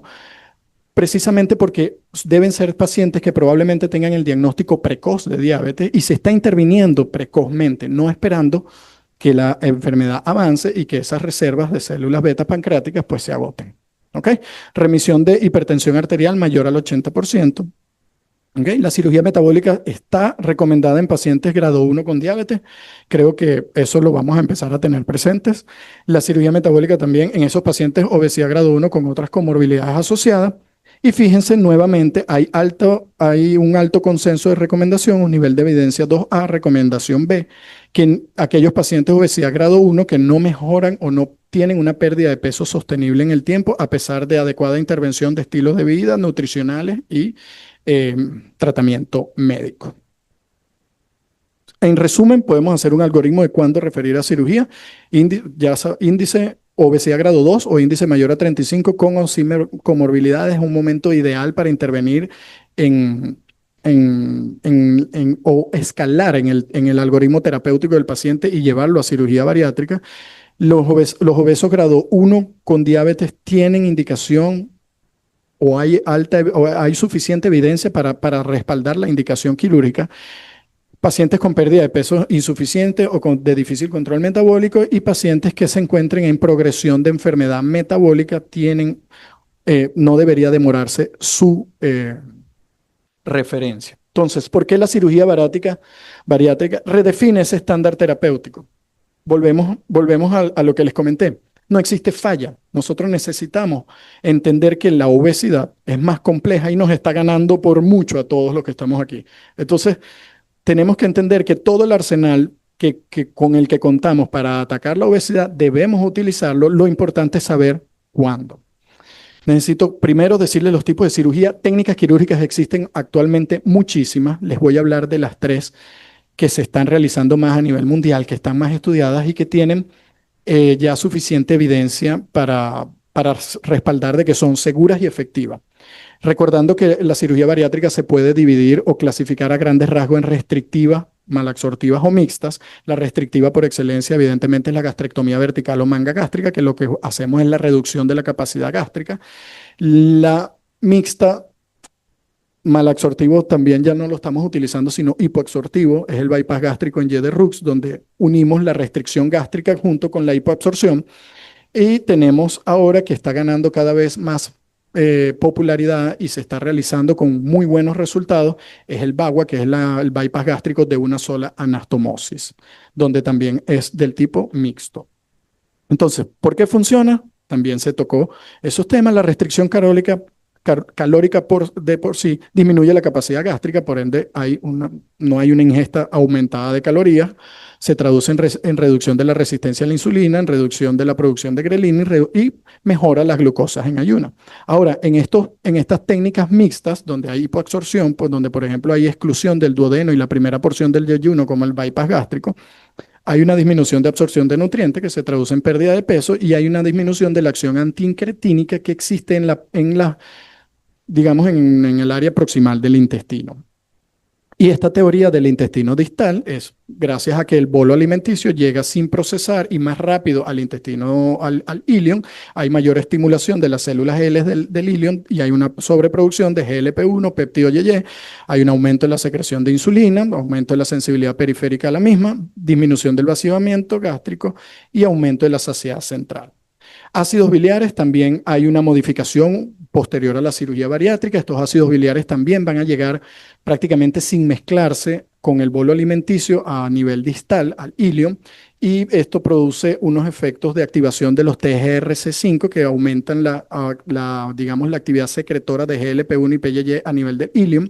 Hay una activación del receptor farsenoide FRX, donde aumenta el glucógeno e inhibe la producción de insulina, y hay un impacto directo sobre la microbiota intestinal, que ya también lo comentó la doctora Reyes, y hay una disminución de la disbiosis, un aumento de la diversidad bacteriana y un aumento de las gamma proteobacterias, la Akkermansia y la Faeces-Proudnick. Usted me lo dijo bien. Yo dije, ay Dios. Que sabemos que están directamente relacionadas con el metabolismo adecuado de la insulina y la glucosa. Entonces, bien, ¿en qué se traduce todo esto? Que la cirugía bariátrica en la práctica real presenta un gran control metabólico en los pacientes, como lo demuestra este estudio nacional, donde se estudian 76 pacientes, 24 diabéticos, 52 no diabéticos. Acá podemos ver cómo antes de la cirugía son pacientes diabéticos, presentan niveles de colesterol y triglicéridos cercanos al 100%. Hay un 25% que son hipertensos, y los pacientes no diabéticos tampoco se escapan de una dislipidemia importante. Una vez intervenidos, vale acotar que en este hay tanto pacientes post manga gástrica, gastrectomía, como bypass gástrico, y se ve como el total de los pacientes, fíjense cómo inicia basalmente las enfermedades, y cómo a medida que van avanzando hasta los 12 meses hay un control metabólico con diferencia significativa, estadísticamente significativa, y fíjense que para los no diabéticos les va aún mejor. ¿Por qué? Porque no tenían enfermedad metabólica importante como es la diabetes. Importantísimo, miren cómo la hemoglobina glicosilada en el grupo de los diabéticos al año prácticamente está por debajo de 4%, y los niveles de glucosa basal, cómo hay un descenso con diferencia estadísticamente significativa en el grupo de los diabéticos, y cómo se mantiene estable, que a veces es la preocupación de muchos de los pacientes post cirugía, cómo se mantiene estable el nivel basal.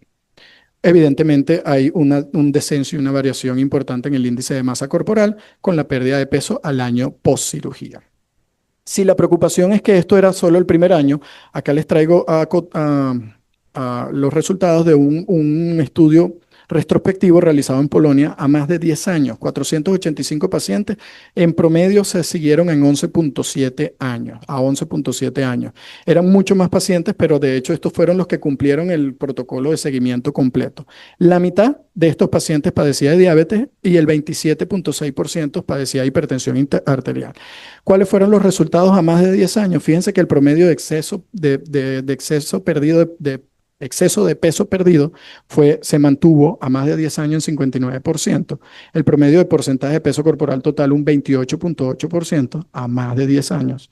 Y una remisión de diabetes 70% y una remisión de la hipertensión arterial a más del 56%. Entonces, esta es evidencia clara donde evidentemente la cirugía bariátrica hasta ahora, vuelvo a decir, sigue siendo costo-beneficio más o mejor que el tratamiento médico, ¿sí?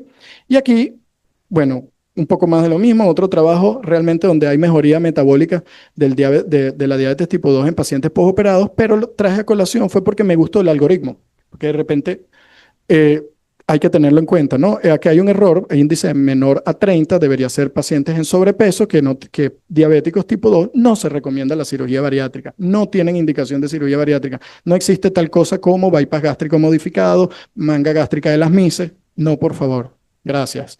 Ok, obesos, entonces pacientes con un índice mayor de 30, ok, entonces tenemos los grado 3, ya lo sabemos, indicación quirúrgica, evaluación rápida para preparación preoperatoria y se recomienda la cirugía, ¿sí?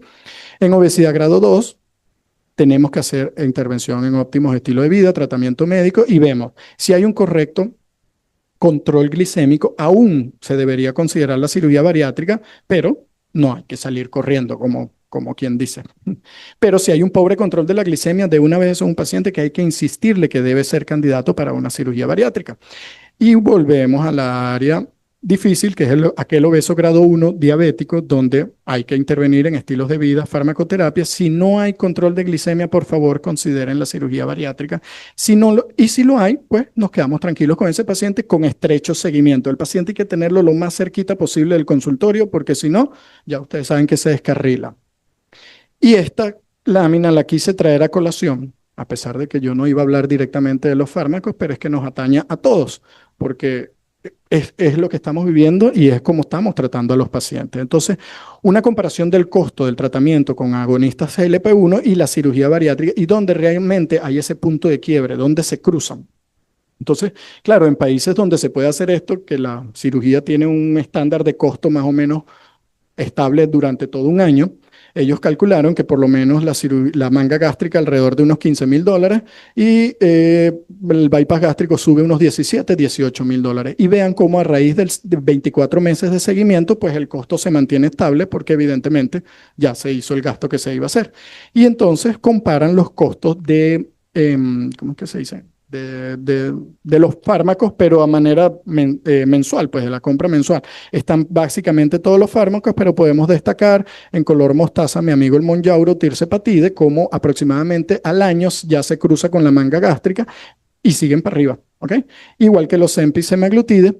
Entonces, eso es lo que yo quiero que entiendan, no que entiendan, disculpen, que hagamos que el paciente entienda. Él es el que tiene que entender que el problema de los fármacos es que es continuidad dependiente. El paciente tiene que mantenerse recibiendo el fármaco, que primeramente Dios probablemente vayan a bajar de peso, pero como son fármacos novedosos, nuevos y todo este tema, van a ser fármacos costosos que no son para todo el mundo. Entonces muchas veces tenemos que manejar eso y, como lo dijeron anteriormente, tenemos que trabajar la medicina donde estamos viviendo y tomar en cuenta el tema costos. ¿De acuerdo?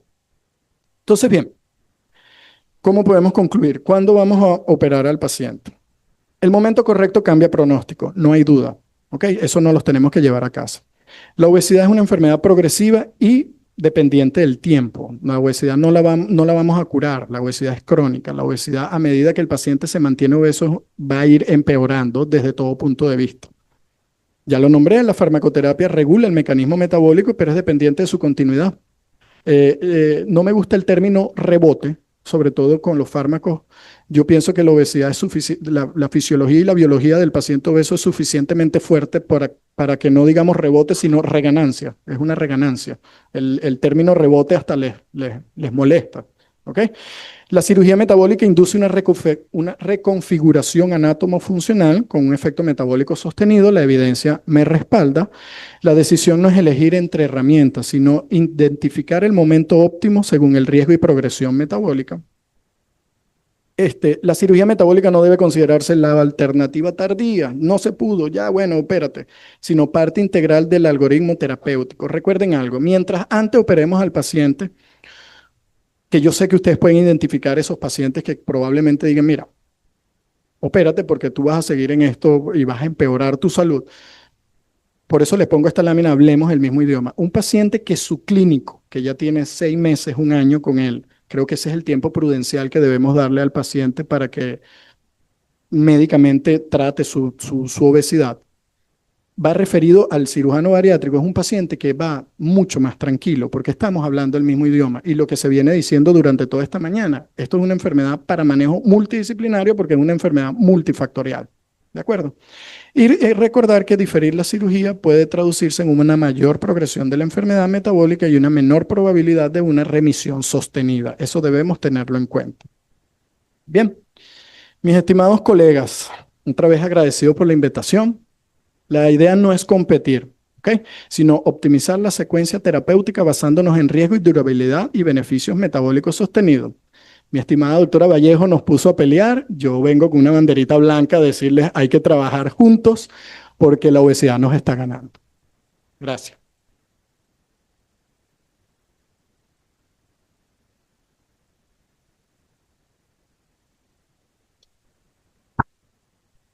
Muchísimas gracias, doctor. No, si aquí nadie va a pelear, nosotros todos somos panas. La idea es eso. La idea de estas reuniones que estamos haciendo desde hace algunos años es eso, como una vez le decía, como le dije a una doctora cuando comenzamos. Primero, conocer las caras detrás de las referencias. porque nos mandamos pacientes y no sabemos quiénes somos. Y después establecer eso, consensos, saber trabajar en equipo, conocer a esos colegas al que te voy a llamar, mira, tengo este paciente, vamos a discutir lo que te parece. Eso es lo que buscamos. Porque los médicos, a los médicos nos han endiosado y en nosotros a veces nos hemos endiosado. Y se nos olvida que nosotros no funcionamos solos. Entonces, eso es muy importante recordarlo. Nuevamente agradezco que se hayan quedado hasta esta hora. Tenemos chance para algunas preguntitas puntuales. Si alguien quiere hacer alguna pregunta o comentario. Ay, aquí todo el mundo entendió mucho. O tienen hambre, no sé. Sí, venga, doctora. Gracias. Hola a todos, un gusto saludarle por acá, María José Duerto, nefrólogo pediatra. No podía olvidarme del riñón, No puedo. porque del riñón Ajá. existe la glomerulopatía del paciente obeso. Y resulta que nos olvidamos de la microalbuminuria, o sea, lo digo olvidamos porque yo sé que muchos de ustedes lo tienen en cuenta, pero se los comento porque tengo pacientes obesos que son niños de 10 años de edad con el ácido úrico en 6, que me llega con un supuesto edema y resulta que era un paciente con niveles súper elevados de ácido úrico y todo el contexto familiar era la mamá, el papá y todos obesos. No fueron más a la consulta. Fueron una sola vez porque pensaron que era un supuesto edema y no era el dolor articular, era por el ácido úrico elevado. Entonces está la glomerulopatía del paciente obeso que me lleva a diálisis porque resulta que el riñón, una vez que crece el riñón, no se va a expandir para filtrar todas las sustancias del organismo. Tenemos mucho más peso y es el mismo riñón. Entonces, esa masa comprime, esa grasa renal o visceral, va a comprimir ese riñón y es lo que me va a llevar a una hiperfiltración glomerular que me va a conllevar con aumento de la depuración de creatinina con una proteinuria o microalbuminuria en los casos si está acompañado de diabetes mellitus o de hipertensión arterial. Entonces, a manera de recordatorio para todos, que por favor también ese paciente obeso tiene que ir al nefrólogo, que existe el pulmón del paciente obeso y también el cerebro del paciente obeso, porque en los niños la hiperactividad también, todos estos sistemas están también alterados a nivel cerebral, inclusive ese desarrollo del lóbulo frontal también va a estar afectado por la obesidad. Y cuando hay un papá obeso o una mamá obesa, yo tengo que pensar en los hijos. Ahí hay niños obesos. Entonces, cuando yo investigo todo lo que tiene que ver con el tema nutricional, que también me gusta y sé que muchos de ustedes también están ligados, porque sabemos que la nutrición es la base de todo para nosotros prevenir todo tipo de enfermedades. Cuando investigamos, resulta que los hábitos nutricionales son de todo el núcleo familiar. Entonces, el problema me toca no solo abordar al paciente, sino a la mamá, al papá, referir, o sea, y es increíble también, yo estoy pidiendo colesterol y triglicéridos a mis pacientes, paciente de 3 años con triglicéridos elevados, paciente de 10 años con 220 de colesterol, y resulta que existen unas tablas, en pediatría existen tablas, y hay unas tablas específicas de colesterol y triglicéridos que de acuerdo a los percentiles uno los grafica y ahí se da cuenta que el paciente tiene riesgo de hipercolesterolemia o del triglicéridos elevado en ese caso, también pido ácido úrico y que la clínica del paciente obeso tiene una vulvovaginitis muchas veces en las damas. ¿Por qué? Porque el ácido úrico que ellos pierden, porque pueden cursar con litiasis renal también, hay una metilación y oxidación a nivel del ADN y por eso es que hay mayor riesgo de cáncer, porque esa metilación del ADN me conlleva a tumores renales y también tumores de vejigas. No obstante, inclusive hasta el gordo de Molina, que todo el mundo conoce, el gordo y la flaca, fue operado de un tumor renal. ¿Por qué? Porque es un paciente obeso. Entonces, ese es el aporte con respecto a la parte de obesidad. Así que tengan una feliz tarde. Sí, básicamente estamos todos acá reunidos porque entendemos que el primer paso es el adipocito inflamado disfuncional que conlleva a un síndrome cardiorreno hepático metabólico con todas las complicaciones y también neurológicas, o sea, nos lleva a eso. Entonces, por eso el manejo multidisciplinario y por eso cada vez estamos unidos, cardiólogos, neumonólogos, internistas, cirujanos bariatras, nutricionistas, psicólogos, psiquiatras, para poder llevar en contexto de este paciente con esta entidad. ¿Alguna otra pregunta o comentario? Bueno, muchas gracias por estar con nosotros. Nuevamente tengo que dar agradecer a la industria farmacéutica, ay, perdón, ¿sí? Sí, bueno, no. Sí, una pregunta, ¿no? A la doctora Clara para a ver qué. Sí, sí, no, sobre todo cómo enganchar con el paciente que llega a consulta básicamente obligado por la esposa o por el esposo. Ese paciente que va básicamente regañado a consulta. ¿Cómo podemos abordarlo, doctora? Creo que eso es uno de los grandes desafíos en consulta, ¿no? Tanto en nuestra consulta privada, lo veo mucho en el triaje que hago en RCETI, donde la gente me dice, mira, te voy a llevar a mi hija porque está muy gorda. Y va el muchacho regañado a la consulta. ¿Cómo podría abordarse eso? Bueno, no te debe costar mucho porque eres simpático, pero, pero, pero entiendes algo. Lo dije cuando no va a ser fácil cuando se lleva a alguien. Es una decisión. Entonces, no te sientas mal si esa persona no regresa o no entra en los cánones de nutrición que tú le estás diciendo. Puedes escucharlo, eso sí, escucharlo.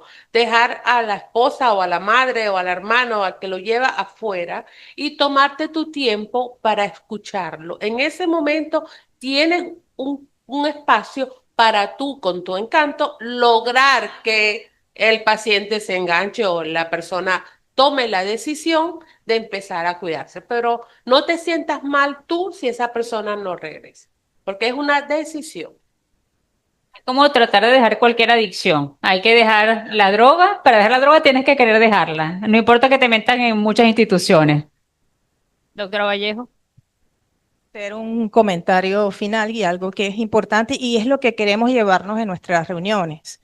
No solamente el manejo multidisciplinario, porque queremos engranar con todas las múltiples disciplinas médicas que tenemos aquí, sino también el diagnóstico temprano del paciente, que es lo que queremos que la gente se lleve. Por ejemplo, ¿qué es lo que he observado yo en mis pacientes posbariátricos? ¿Cuáles son los que mejores pronósticos tienen y los que remiten? Y mantienen en el tiempo esta remisión, los que se diagnostican más tempranamente, por ejemplo, de diabetes, los que tienen menor índice de circunferencia abdominal, los que tienen menos hemoglobina glicosilada a la hora de entrar a la intervención y aquellas personas que además tienen un nivel de preparación un poco mayor que las que de repente las personas que entran sin ningún tipo de información. Entonces, es verdad, yo soy médico endocrinólogo, yo apoyo 100% el tratamiento médico, soy amante de los agonistas LP1, amante de la glifosina, etcétera, etcétera, etcétera, pero también tengo que entender que el método bariátrico no es una última norma draconiana para acoplar a nuestros pacientes. O sea, tenemos que tratar de darle la indicación a cada condición en su momento determinado. Pero sí, yo soy un médico que apoya 100% las normas médicas, pero también le doy una gran bienvenida a mis colegas quirúrgicos. Bueno, creo que nuevamente se ratifica el hecho, primero, de que hay que individualizar al paciente y después de que la consulta médica no puede ser una consulta de llenar formatos. Tiene que ser una consulta de sentarse a hablar con el paciente, como dice la doctora, tratar de conocer qué pasa, o sea, qué hay detrás de esa obesidad, qué le podemos ofrecer, porque de repente se le puede ofrecer una bariátrica, que le puede ofrecer GLP-1 y el paciente dice, doctora, yo no puedo, o sea, yo no puedo con eso, o sea, yo no puedo pagar eso, pues. Entonces, claro, hay que saber buscarle la vuelta, pero para eso hay que tomarse el tiempo de conversar con el paciente y, como bien han dicho, manejar el entorno familiar, porque eso también lo hemos visto mucho, o sea, pacientes obesos que van con familiares obesos. Ya le doy el chance, doctor, que el doctor quiera hacernos una regla. No, precisamente eso, creo y lo vivo creo que es mi primera experiencia en un evento como este con clínico. Al revés, en los eventos de cirugía bariátrica y eso siempre hay invitados endocrinólogos, nunca nos quedamos sin ellos. Ajá, ajá. Pero cada vez pues, la cirugía bariátrica está avanzando un montón, digamos, la guerra farmacológica está avanzando un montón y va a seguir avanzando un montón. Y se nos está olvidando el principal elemento obesogénico, que es el paciente y su entorno. Y si él no quiere, como bien lo dice la doctora, mira, ni que le volteemos el intestino, ni que le hagamos lo que le hagamos, esos son pacientes que no van a mejorar. Gracias, doctor. Por acá tenemos otra pregunta o comentario. Bienvenido, doctor. Buenas, soy el doctor Gilberto Marcano, para el que no me conoce, cirujano general. Cuando fui reclutado, porque eso fue reclutado vulgarmente por un grupo de bariátricos, lo primero comentario que le hice fue que la enfermedad de obesidad, el más importante no es el cirujano y a veces ni siquiera el endocrinólogo. Para mí es el psicólogo. Ese cerebro obeso no es que le crece a uno el cerebro, es que piensa y seguirá pensando como un obeso. Entonces, doctor, usted tiene que convencer a su paciente que se quede en la consulta. Tiene que ser un poquito psicólogo, porque si no, lo pierde. ¿Eh? Y entonces no podemos olvidar, porque las reganancias de peso y los fracasos en los tratamientos en el obeso implican mucho la enfermedad psicológica. Sí, de hecho, tengo entendido, hay estudios que demuestran que el éxito de la cirugía es mantenerse en control con el nutricionista y el psicólogo. Parte del éxito está dado por eso. Doctora Toshima. Buen día, doctora Tuchima Velázquez, internista endocrinólogo en Nueva Esparta. Otra especialidad que quizás recibe muchos pacientes obesos y que no tiene la visión del equipo multidisciplinario es ginecología, que van, quizás los etiquetan como pacientes con patrón de ovario poliquístico y no piden la intervención de la salud mental, sino que se quedan tratando de darle una explicación, te doy anticonceptivo, regulo el ciclo menstrual, pero no ven qué hay detrás. Y no tienen, digamos que, la sensibilidad de enviarlo a salud mental y a la endocrinología. Es mucho, no digamos que son todos, pero sí la gran mayoría, que no consideran que es para un equipo multidisciplinario. Y es muy, pero muy importante. Exactamente. Que de verdad, yo tengo que dar las gracias porque esas chicas ginecólogas son excelentes, excelentes. Ellas apenas identifican el ovario poliquístico e inmediatamente lo refieren a mi consulta. O sea, eso también depende del equipo con quien vayamos a manejar. Tenemos una pregunta por acá. Gracias, doctora. Buenas tardes, mi nombre es María Zavala, soy médico ocupacional. Ustedes dirán que es un médico ocupacional de aquí, pero sí es muy importante porque todos mis pacientes, yo me atrevería a decir que el 70% son obesos. Yo trabajo con la industria, tengo muy buena, de hecho fui invitada por el doctor Leonardo, por el licenciado Leonardo y muchos pacientes se los he enviado y bueno, son pacientes súper obesos, índice de masa corporal por encima de 40. Le comentaba yo al doctor, al cirujano bariátrico, cuando salimos en el break, que esto debe ser un consenso entre cirugía bariátrica y el seguimiento del paciente con ustedes en la parte médica.